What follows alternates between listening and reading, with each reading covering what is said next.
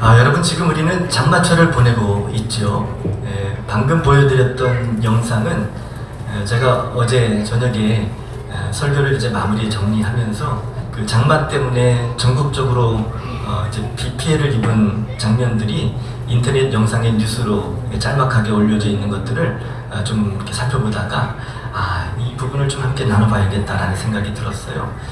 여러분 장마가 계속되면서 올해 특별히 유난히 또 비가 또 많이 온 것 같아요. 여러분 혹시 비 피해는 없으십니까? 예, 우리 주볼교회 식구들에게 많은 비가 내릴지언정 비 피해는 좀 없었으면 좋겠습니다. 하나님의 보호하심으로 여러분 삶이 또 은혜 가운데 사시기를 주님의 이름으로 축복합니다. 장마 때문인지 여기저기서 비 피해 소식들이 많이 들려집니다. 전국적으로 물난리가 많이 나고 있어요. 어느 뉴스를 보니까 집이 통째로 물에 떠내려가는 그런 모습을 집 주인이 옆에서 지켜보면서 안타까워하는 모습도 보게 되죠. 지난 한 주간 동안에 많은 비로 인해서 피해를 입은 사람들의 소식을 뉴스로 들으면서 마태복음 6장 그리고 7장에 나오는 노아의 방주가 생각이 났습니다. 물로 심판하셨던 그날, 하천이 범람하고 도로가 잠기고 또 집이 떠내려가는 수준이 아니라 온 세상이 물로 덮였었죠. 그냥 집이 떠내려가는 속상함을 뛰어넘어서 온 세상이 물로 덮였었기 때문에 두려움 그 자체였죠. 그런데 마태복음 24장에 보면 지금 우리가 살고 있는 이 시대가 바로 그 노아의 때와 같다라고 말씀하세요. 사람들의 관심이 어디 있나? 지금은 먹고 마시고 장가가고 시집가고 예수님의 재림에는 관심이 없어요. 예수님이 이 땅에 다시 오시는 그날 세상이 심판을 받게 될 거라는 이 심판의 메시지에는 전혀 관심이 없습니다.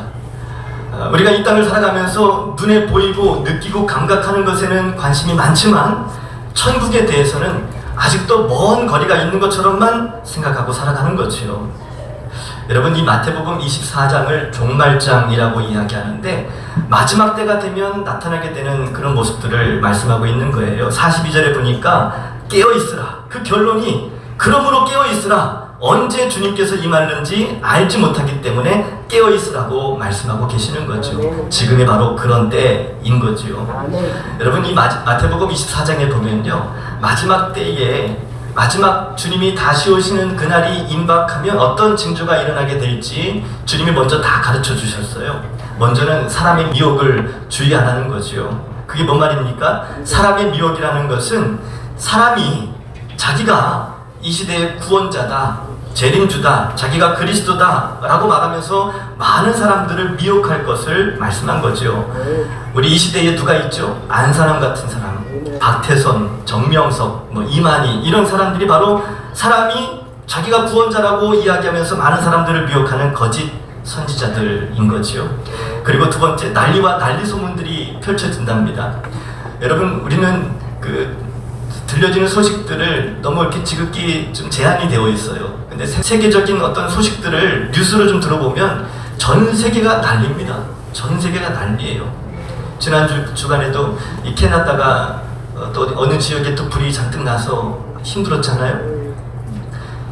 우리 채원자매가 캐나다에 가 있는데 혹여나 그 산불 때문에 우리 채원자매가 위험하진 않았을까 걱정이 되었는데 이 캐나다가 다행히 땅덩어리가 넓다 보니까 산불이 난 데는 이쪽이고 채원자매가 지내는 쪽은 반대편이래요. 얼마나 다행인지. 예. 캐나다뿐만 아니라 미국에서도 산불이 크게 나서 많은 피해를 입었었고, 그리고 이제 전쟁, 기근, 지진 이런 것들은 말로 다 표현할 수 없죠. 러시아와 전쟁이 나고 있는 우크라이나 아직도 전쟁 중입니다. 기근, 지진 말로 다 할 것 없지요. 그리고 많은 사람들이 예수님을 믿는 것 때문에 핍박도 당하고 박해를 당하고 또 미움을 당한답니다.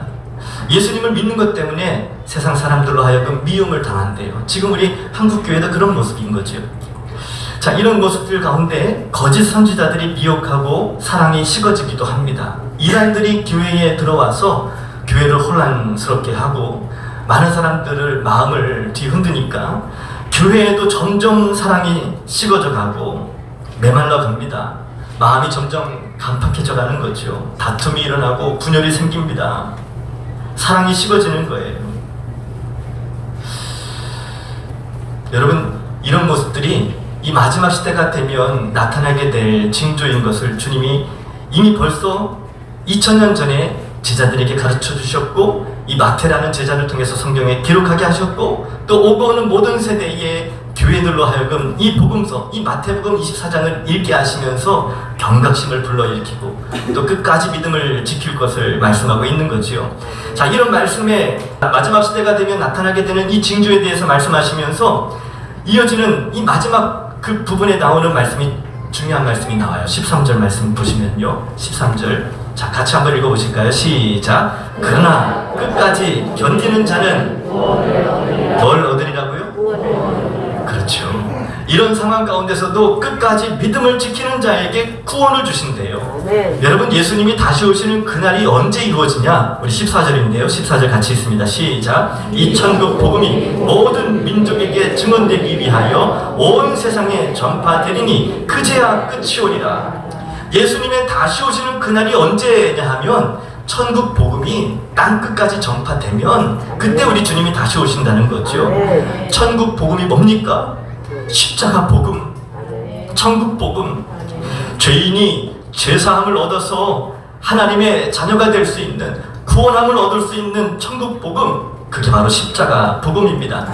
다른 복음은 없다 그랬어요. 오직 십자가 복음. 예수님을 믿기만 하면 누구든지 죄사함을 얻을 수 있고 구원함을 얻을 수 있는 이 천국 복음. 예수님이 그리스도이시고 하나님의 아들이시고 누구든지 그 예수님 주의 이름을 부르는 자들에게 구원을 주신다는 이 천국 복음이 땅끝까지 전파되면 우리 주님이 다시 오신다고 말씀하신 거죠. 아멘. 여러분, 전 세계적으로 나라 수로 따지면 뭐 256개국 정도 되나요? 이 숫자가 뭐 다를 수도 있는데 전 세계적으로는 우리 복음이 들어가지 않은 나라가 없답니다. 그런데 이제 그 안에는 여러 소수 종족들까지 많잖아요. 그런데 아직 소수 종족들 가운데서도 복음이 전해지지 않은 소수 종족들이 아직 많이 남아있답니다. 그래서 수많은 선교단체들과 교회들이 함께 연합해서 선교사들을 파송하고 또 물질과 기도로 후원하고 이 선교가 완성되는 그 일을 위해서 지금도 모든 교회들이 함께 마음을 합하여 함께 이 사역을 감당하고 있는 거죠. 천국 복음이 전파되면 그때 우리 주님이 다시 오시게 되는 거죠. 우리 주님이 다시 오시는 그날은 노아의 때는 물로 세상을 심판받았지만 예수 그리스도께서 이 땅에 다시 재림하시는 그날은 불로 세상이 심판을 받게 되는 날이 되겠죠. 참 두려운 날입니다. 그러나 끝까지 믿음을 지키는 자들에게는 구원을 얻는 영광스러운 날이 되겠죠. 네. 우리 주보교회 모든 식구들에게는 영광스러운 날이 될 수 있기를 소망합니다. 네. 여러분, 전 세계의 뉴스를 보면 지금이 바로 마지막 때인 것을 하나님께서 보여지는 어떤 상황을 보면서 사인을 주시는구나 라고 생각이 되어질 때가 참 많아요. 네. 마태복음 24장이 현실로 되어지는구나 라는 것을 느낄 때가 참 많습니다. 네.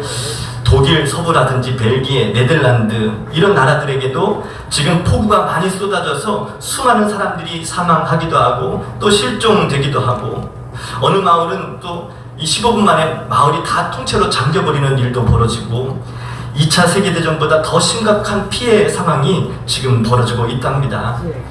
여러분, 그거 아십니까? 이 탄소시계라는 거 아세요 혹시?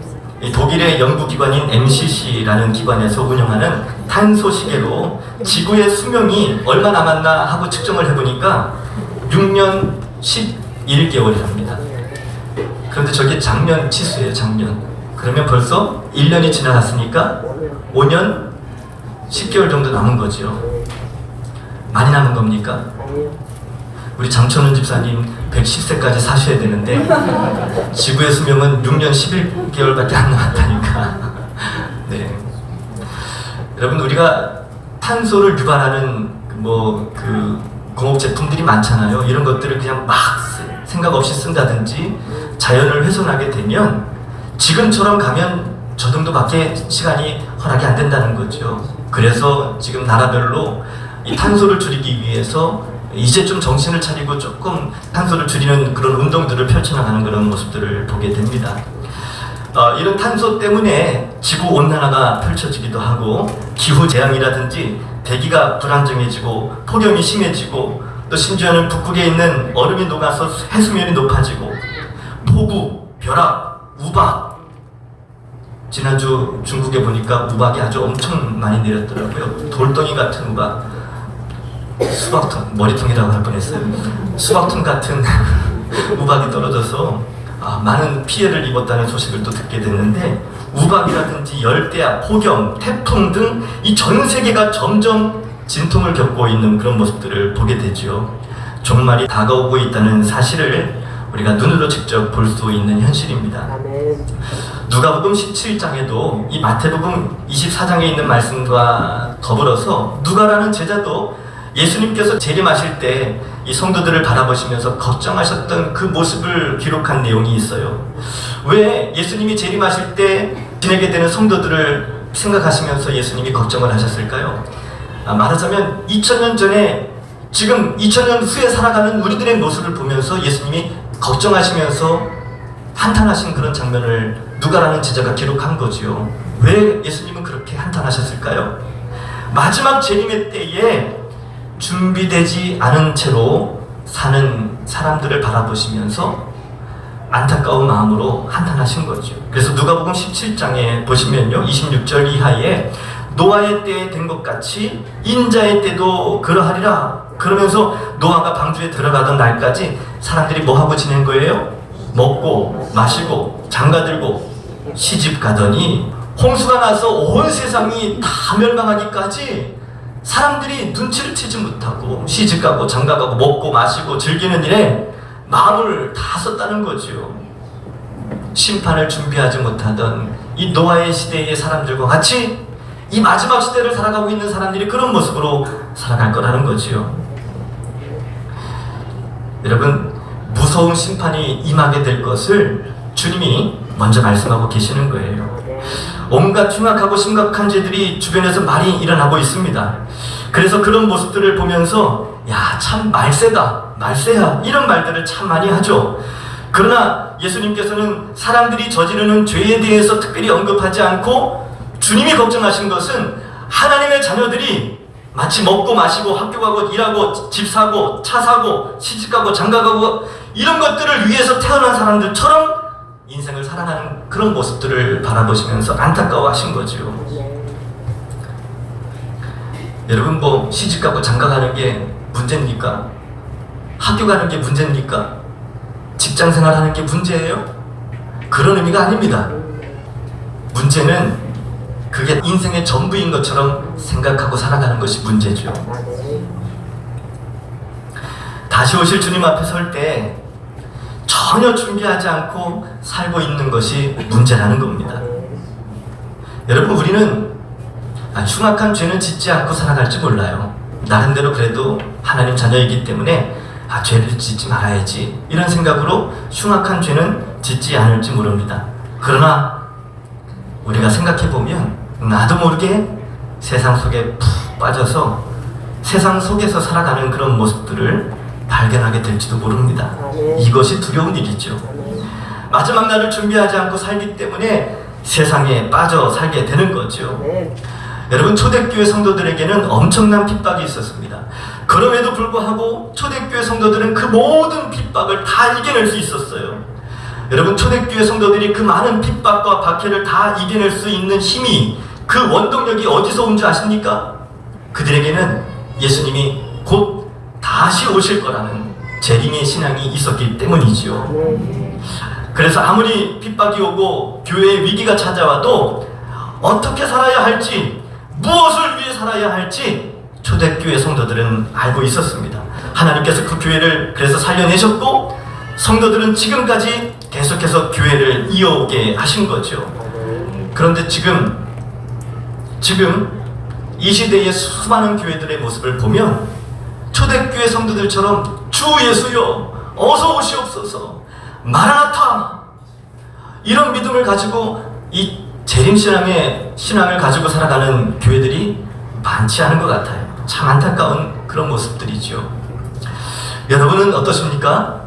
여러분은 주 예수여 어서 오시옵소서 그런 마음으로 기도하고 사십니까?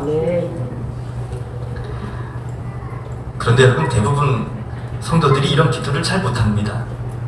이런 얘기하면 아유 주님, 아유 지금 오시면 안 되는데, 아 이사 간 지 얼마 안 됐는데 참 지금 오시면 곤란해집니다. 아유 전 아직 결혼도 못했는데 지금 오시면 어떡해요 이러면서 조금 더 있다 오시죠. 사실 농담처럼 한 얘기지만 이런저런 이유로 아직 주님이 오시면 안 된다는 그런 마음을 갖고 있는 그 마음의 상태가 심각한 상태인 거죠. 주님이 그런 사람을 신부라고 말할 수 있겠습니까? 마태복음 25장에 보면 열 처녀의 비유가 나옵니다. 열 처녀의 비유를 통해 주시는 메시지가 뭡니까? 어떤 모습으로 주님을 맞이해야 하는지에 대해서 말씀하고 계시는 거죠. 주님은 이 열 처녀의 비유를 통해서 우리 신랑 되시는 예수님이 이제 마지막 시대에 다시 오시게 될 때 어떤 모습으로 맞이해야 되냐? 깨어있으라는 거예요. 잘 준비하라는 거예요. 이 말씀은 불신자들에게 한 말이 아니라 제자들에게 하신 말씀입니다. 열 처녀 모두 신랑을 기다렸죠. 오늘날로 말하면 예수님을 믿고 또 세상의 종말과 주님의 재림에 대해서 들어본 모든 사람들을 가리키는 말이겠죠. 여러분, 이 말씀 속에서 우리가 깨달아야 할 아주 중요한 영적인 교훈이 있어요. 그것은 뭐냐면 교회만 다닌다고 다 구원을 얻을 수 있게 되는 것이 아니라는 거예요. 이것이 우리에게 참 두려움을 줍니다. 어떤 사람은 천국에 들어갈 수 있고 또 어떤 사람은 그렇지 못하는 사람들도 있을 수 있다는 거예요. 그래서 여러분, 우리가 예수님을 믿되 제대로 믿어야 되는 겁니다. 예수님을 믿되 제대로 믿어서 우리 모두가 다 천국에 들어갈 수 있는 은혜가 있기를 바랍니다. 예수님의 재림을 준비하고 또 주님을 맞이할 준비를 하기 위해서 기름을 준비하라고 했어요. 여러분, 여기서 말하는 기름이 뭐죠? 기름이 뭐냐라고 단정지어서 말할 수는 없어요. 왜냐하면 이 말씀은 예수님이 비유로 말씀하신 거기 때문에. 비유라는 것은 뭐죠? 어떤 이해하기 어려운 주제를 이해를 돕기 위해서 예를 들어서 설명하는 게 비유예요. 자, 이해되시죠? 비유라는 것은 뭔가를 감추기 위해서 봉황되어 놓은 어떤 너만 알아? 이렇게 해서 가르쳐 주시는 것이 아니라, 비유라는 것은 이해하기 어려운 주제를 더 이해하기 쉽게 돕기 위해서 예를 들어서 설명하면서, 자, 내가 예를 들어볼게 하면서 설명하고, 이해됐어? 이해됐어? 아직도 이해 못했어? 그럼 또 다른 예를 좀 들어볼게 하면서 또 다른 예를 들어가면서 이해를 돕기 위해서 하는 게 바로 비유입니다. 비유라는 말은 어떤 각 단어를 그 뜻을 정의할 수 있는 게 아니에요. 앞뒤 문맥을 잘 살펴서 전체적인 의미를 생각해 봐야 되는 게 비유의 말씀인 거예요. 그래서 기름이 뭐다라고 말하면 그건 이단에 빠질 염려가 좀 있습니다. 그래서 우리는 제대로 된 교회에서 이 열 처녀의 비유에서 말하는 이 기름이 무슨 의미일까라는 것을 정확하게 이거다라고 정의를 내리지 않습니다.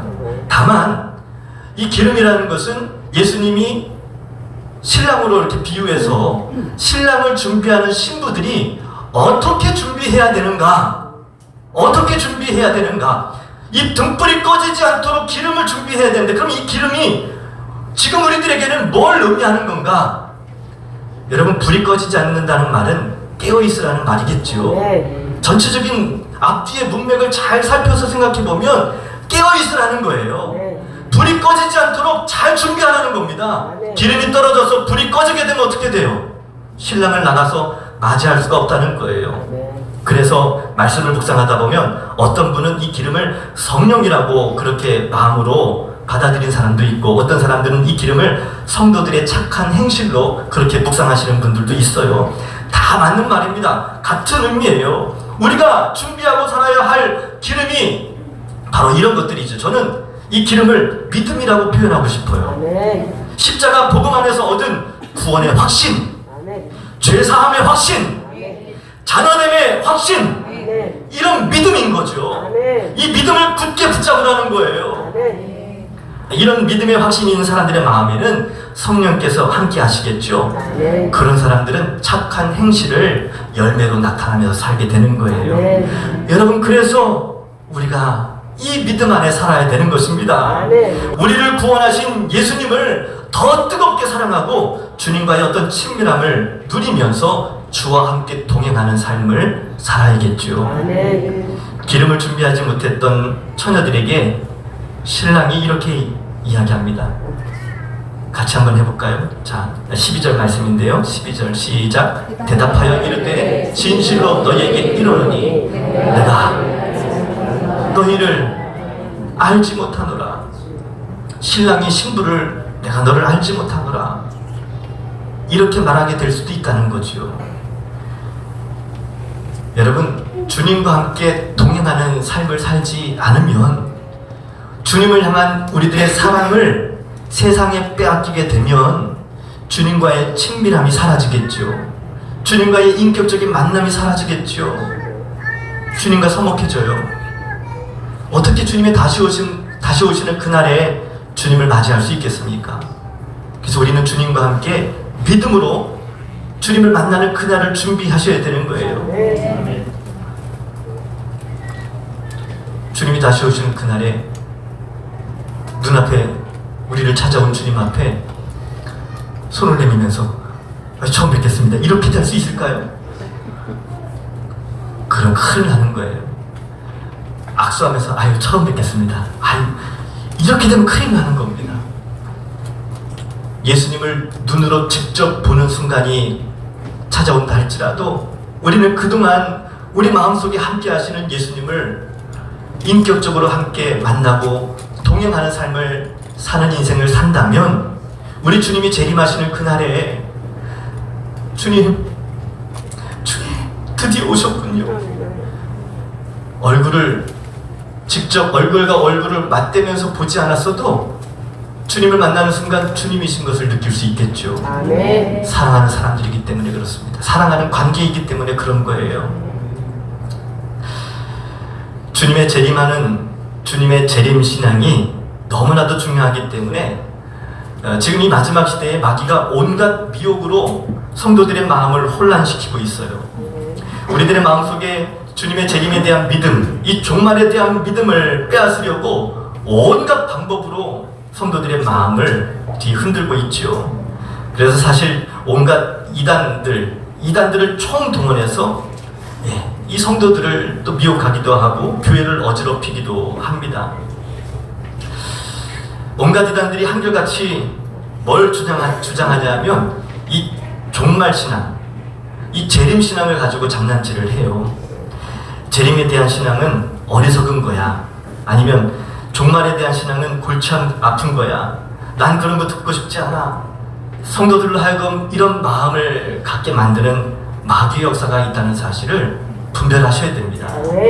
이단들이 주님의 재림에 대해서 많이 말하는 걸 보면, 거꾸로 생각해 보면 그게 굉장히 중요하다는 사실을 마귀가 알고 있기 때문에 마귀가 그런 부분은 이단들을 통해서도 성도들의 마음속에 이 재림신앙을 갖지 못하도록 우리의 마음을 뒤흔들고 있는 거죠.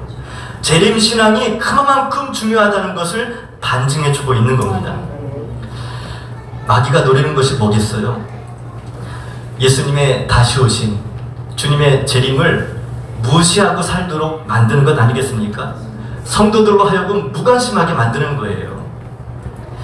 2000년 동안 오시지 않았는데 뭐 또 오시겠어, 내가 이 땅에 사는 날 동안에 오시겠어, 뭐 이런 생각을 하는 거죠. 무슨 재림에 대해서 뭐 내가 신경을 꼭 써야 돼, 이런 마음을 갖게 하는 거예요. 이게 얼마나 무서운 일인지 모릅니다. 여러분, 마태복음 24장에 보면 타락한 삶을 살다가 예수님이 오실 때 예수님으로부터 책망받고 버림받은 종에 대한 이야기가 나와요. 여러분, 그 책망받은 종을 악한 종이라고 그렇게 표현하면서 아주 강한 질책과 책망으로 나무라시는데, 예수님이 왜 그 사람을 이렇게 악한 종이라고 말하면서 책망하셨는지 아십니까? 그 이유는, 이 종이 책망받고 버림받은 이유는 그 사람의 마음에 생각하기를 주인이 더디 오리라고 생각했기 때문이죠. 그래서 아무렇게나 산 거예요. 혹 여러분 중에 이런 생각을 하고 있는 분들은 혹시 없으십니까? 여러분, 많은 사람들이 이런 생각을 하지 못하고 살아가요. 당장 내 다급한 문제라고 생각이 안 드는 거죠. 이게 얼마나 무서운 마귀의 미혹인지를 알아야 되는 거예요. 우리의 눈을 가리고 있습니다. 완전히 마귀에게 속고 있는 거예요. 마귀가 우리를 미혹할 때 또 써먹는 것 중에 하나가 뭐냐면 일상생활을 포기하게 만드는 거죠. 주님이 곧 오실 테니까 학교도 다닐 필요가 없고 또 시험을 치를 필요도 없고 직장 뭐 다닐 필요가 있어요? 주님이 곧 다시 오실 텐데. 이것도 마귀의 유혹입니다. 이단들은 청년들을 미혹해서 학교도 못 다니게 만들어요. 오로지 포교 활동에 전심을 쏟게 만들죠.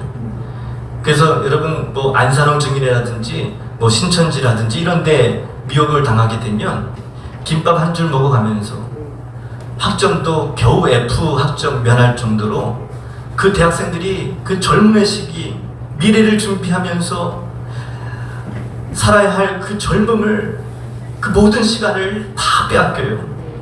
오로지 포교 활동에 정신교육을 시키고 그들의 삶을 다 헌신하게 만드는 거예요. 그렇게 쏙 빠져들어서 이단에 빠진 사람들의 마음속에는 주님이 곧 다시 오실 텐데 학교 다니는 게 무슨 의미가 있냐는 거죠. 곧 14만 4천 명이 다 채워질 텐데 그러면 학교 다닐 필요가 없는 거예요. 그날을 바라보면서 지금 현실에 있는 자신의 모든 삶들을 다 포기하게 만들어요. 눈과 귀를 다 막아버리는 거죠. 여러분, 누구라도 그런 식으로 주님의 재림을 말한다면 이단의 미혹이라고 생각하시면 되는 거죠. 네. 여러분, 주님의 재림을 기다리는 믿음의 이 모습은 일상생활을 포기하는 것이 절대 아닙니다. 여러분. 오히려 더 성실하게, 더 열심히, 더 올바르게 살아가는 것이 바로 재림의 신앙을 가진 사람들의 모습인 거죠. 누가복음 17장에 보면 여러분, 열심히 일하다가 구원받은 사람의 그 모습을 거기다 말씀을 기록해 놓았어요. 두 여자가 맷돌질을 하고 있어요. 열심히 일한 거죠. 그런데 한 사람은 데려감을 당하고 한 사람은 또 버림을 당하게 됩니다. 일을 다 그만두고 나 이제 주님만 기다릴 거야, 이렇게 하늘만 쳐다보고 있다가 들림받는 것이 아니라는 거죠.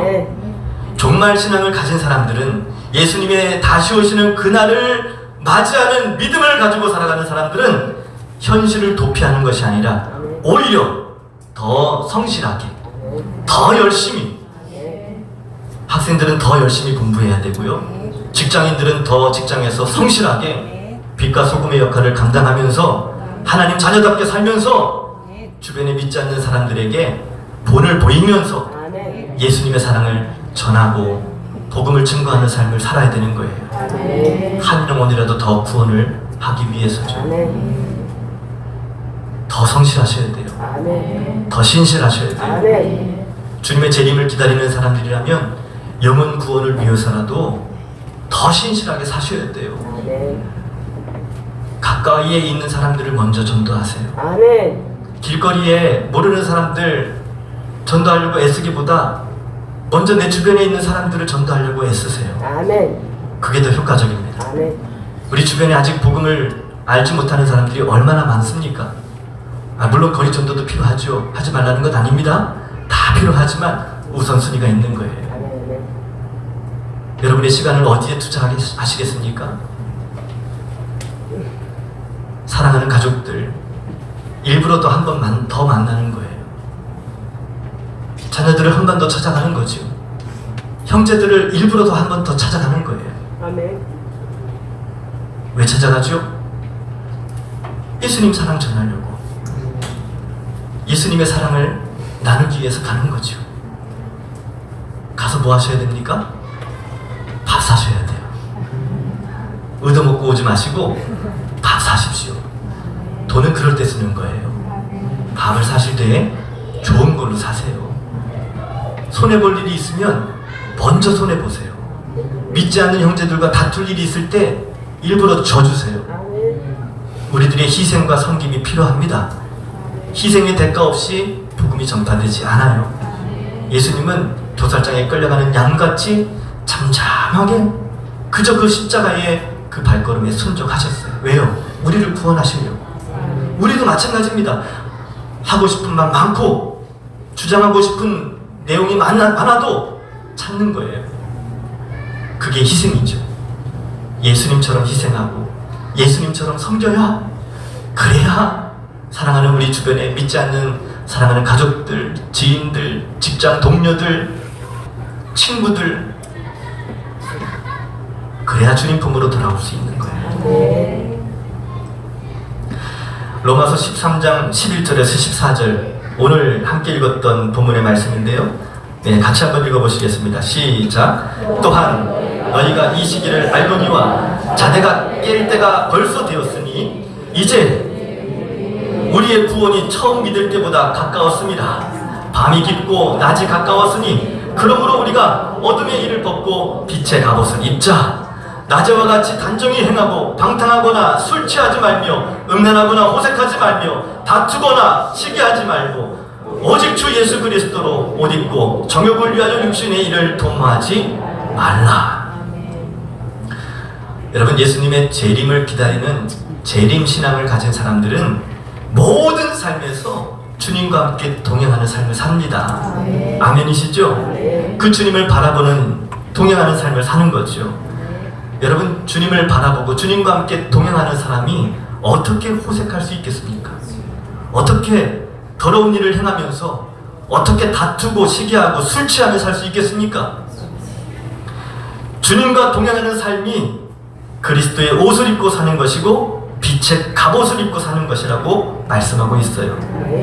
그렇게 사는 것이 재림신앙이라는 거죠. 그래서 여러분, 주님과 동행하는 삶을 사니까 일상생활에 더 충실하게 사는 겁니다. 예배에 목숨을 걸고 주님을 사랑하니까 주위 사람들을 소중히 여기고 주님과 함께 동행하니까 내게 주어진 삶에 감사하고 주님과 동행하니까 죽을 때가 되었어도 나 지금 안 갈래요 이렇게 발버둥 치지 않고 기꺼이 주님 부르시면 아멘 주님 감사합니다. 죽음 앞에서도 두려워하지 아니하고 그저 주님 앞에 가는 거죠. 어느 교회 담임 목사님이 간암에 걸리셨답니다. 이제 본인이 주님의 부르심을 받을 그날이 이제 멀지 않아서 간암에 걸리셨으니까 육신이 많이 쇠해지고 이제 많이 힘드신 상태인 거죠.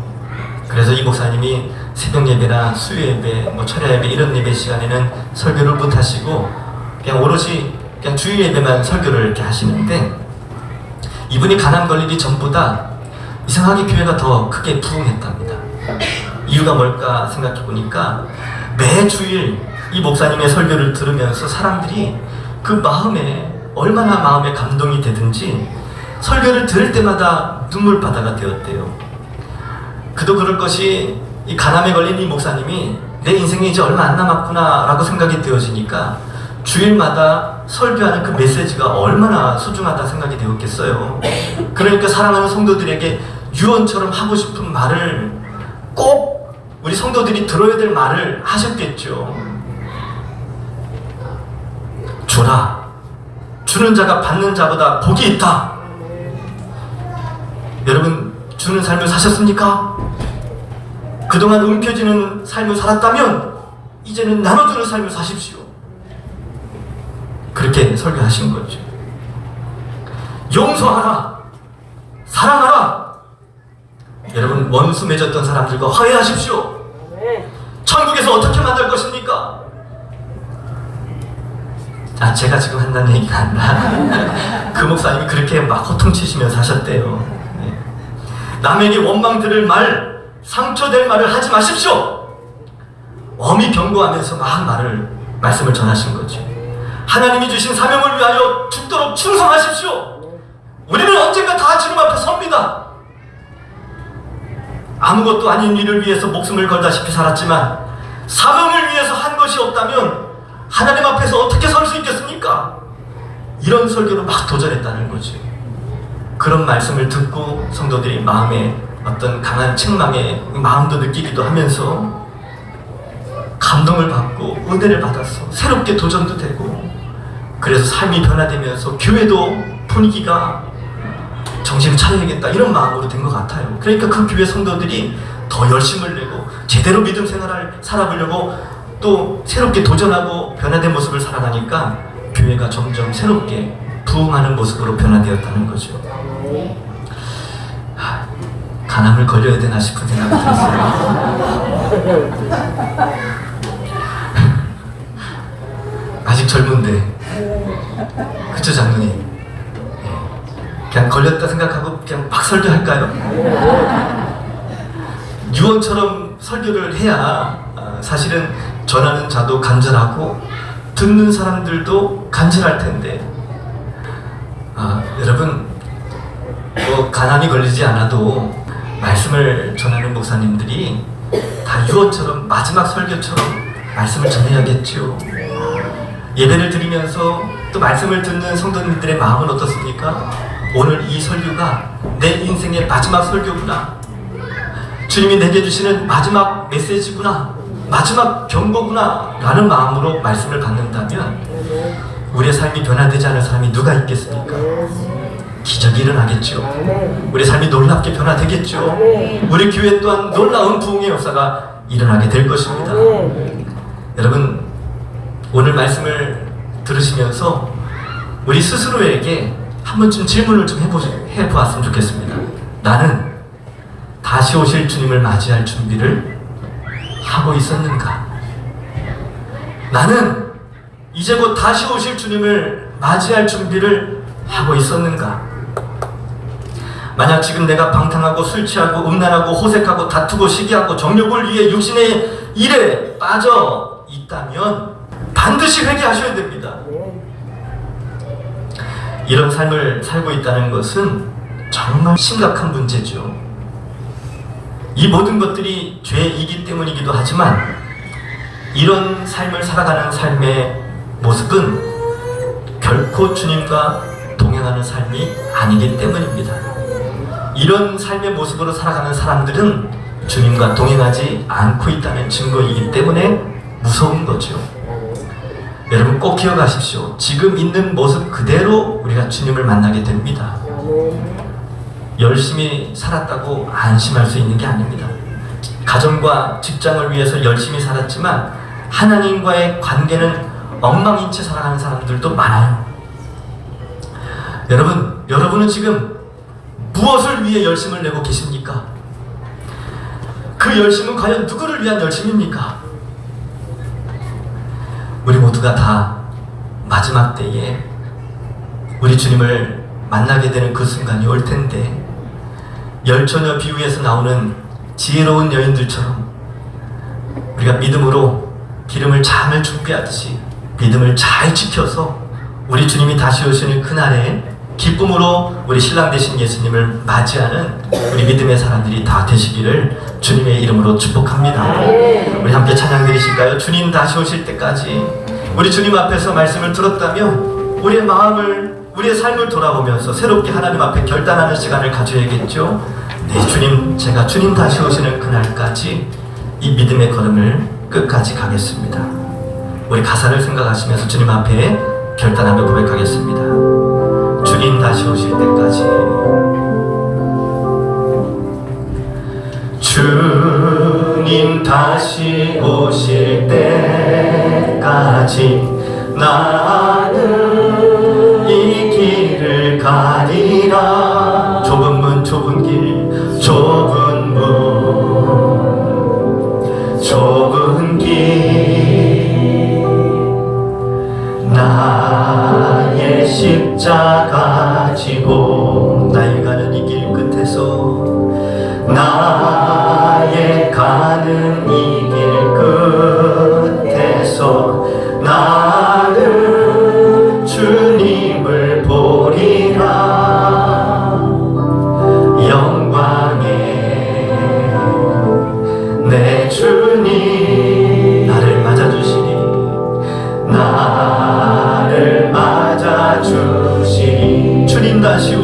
때까지, 주님 다시 오실 때까지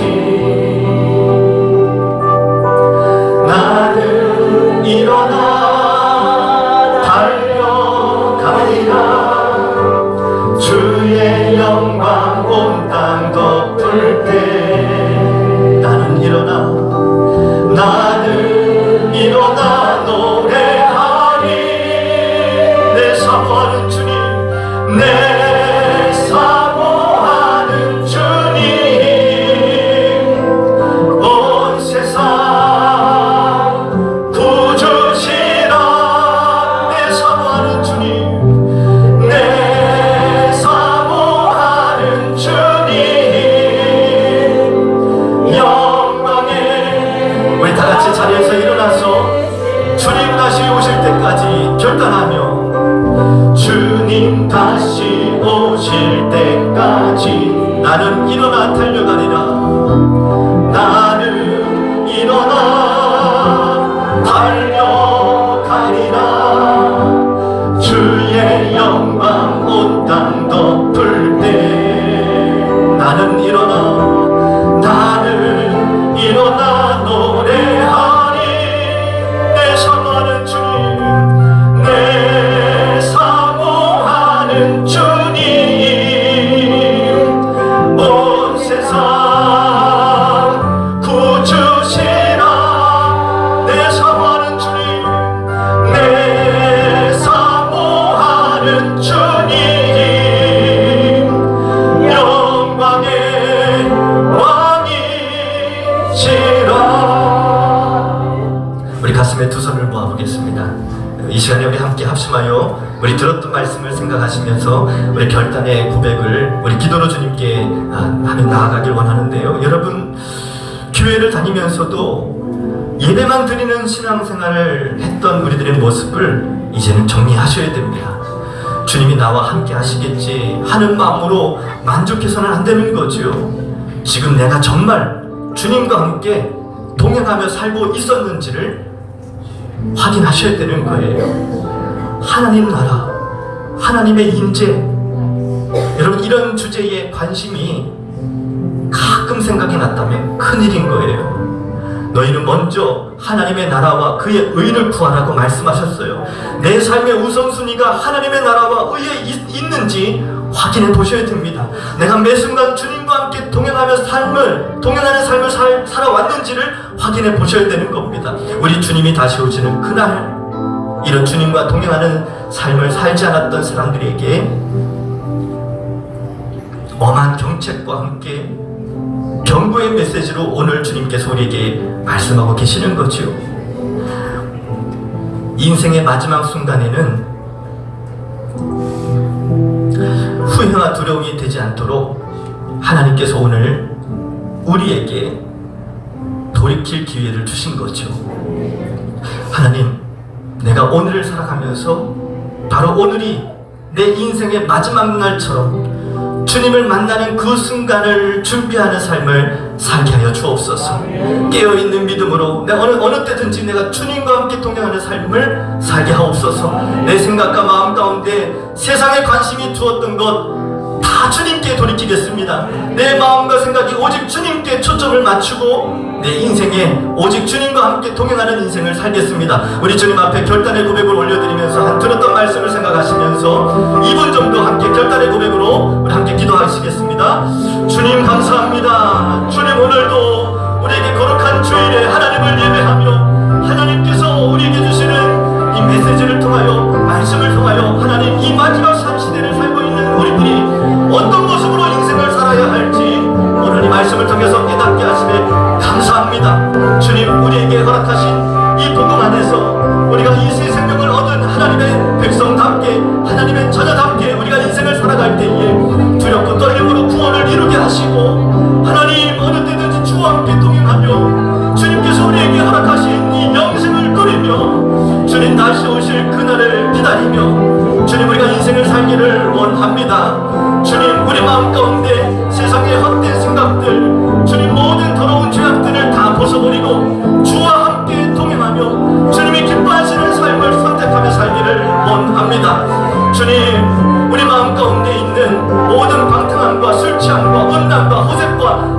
시기와 질투와 다툼을 정욕을 위하여 육신의 일을 도모했던 모든 것들을 다 벗어버리게 하시고 주님과 함께 동행하며 주님 안에서 거룩한 삶, 주님과 함께 동행하는 인생을 살게 하여 주옵소서. 그녀가 어느 때든지 주님 다시 오시는 그날을 준비하며 신실한 믿음으로 살아가는 복된 삶이 되게 하여 주옵소서. 이제는 우리 주 예수 그리스도의 은혜와 하나님 아버지의 크신 사랑하심과 성령님의 동행하심의 은총이 주의 다시 오심을 기다리며 재림 신앙으로 깨어있는 믿음으로 살기를 새롭게 결단하는 우리 모든 무리 위에 이제로부터 영원토록 함께 하옵시기를 간절히 축원하옵나이다. 아멘.